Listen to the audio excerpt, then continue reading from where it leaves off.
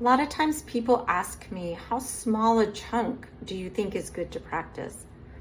And I usually say that the chunk should be as small as it needs to be, especially if there's lots of information to process in your brain. There's a lot going on. Now, with this specific spot, I mean, it's not hard, but there's a lot of little things I'm paying attention to. So, and I'm going to start in the second half of that first measure that's showing. And I'm going to do my right hand first. So I break it apart in layers first. Actually, I'm going to go ahead and start at the beginning of that measure. So.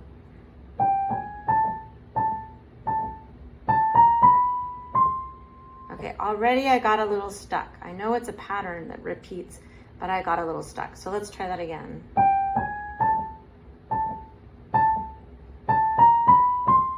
Okay, here, thumb, and then the first little catch is that you have to go up an octave.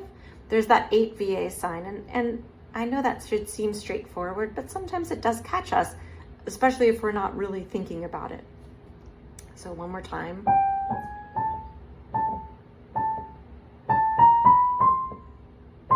So I have my thumb on right before it goes up the octave, so I don't have to potentially miss it by doing the same finger or whatever.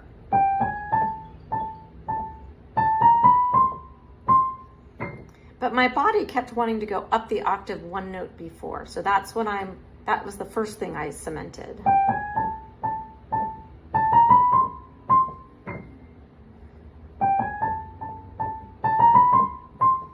I almost did it wrong. So I switched to my thumb after my fourth finger plays that B sharp. Switch. So I'm kind of thinking about everything. I'm making them all make sense together, if that makes sense. Okay, then the left hand.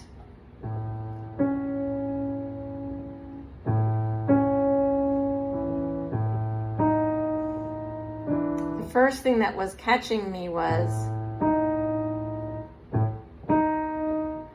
for the first few measures, which you don't see,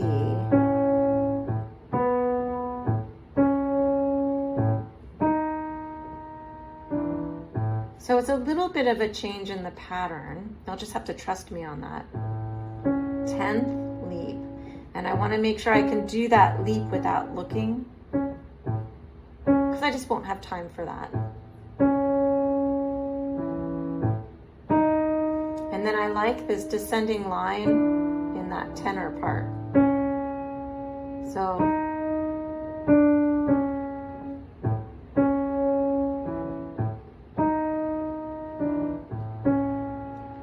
you start with the 10th and you end with the 10th. So just making that connection helps me feel a little bit more anchored and rooted. When I go to put the hands together, I'm going to slow it down so I can be thinking of that hand position change, the octave change in the right hand, and then also that left hand line.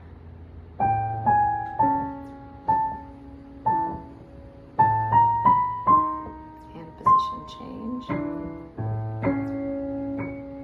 Not bad.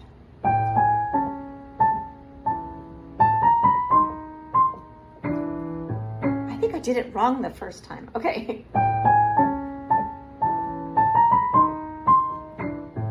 Yeah, what's tricky about that exact spot is that there's something going on in both hands at the juncture of those two measures. So I've got the octave change in the right hand, and then I've got this nice tenor line that I think is important.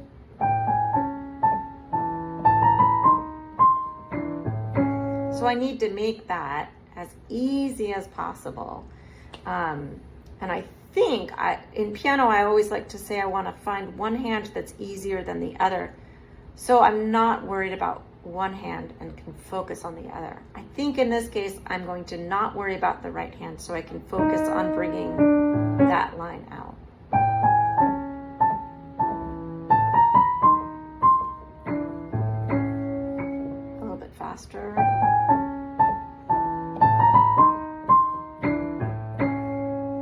The other thing I'm going to add here on my third repetition is I'm going to the downbeat of that second measure musically. Good, a little faster.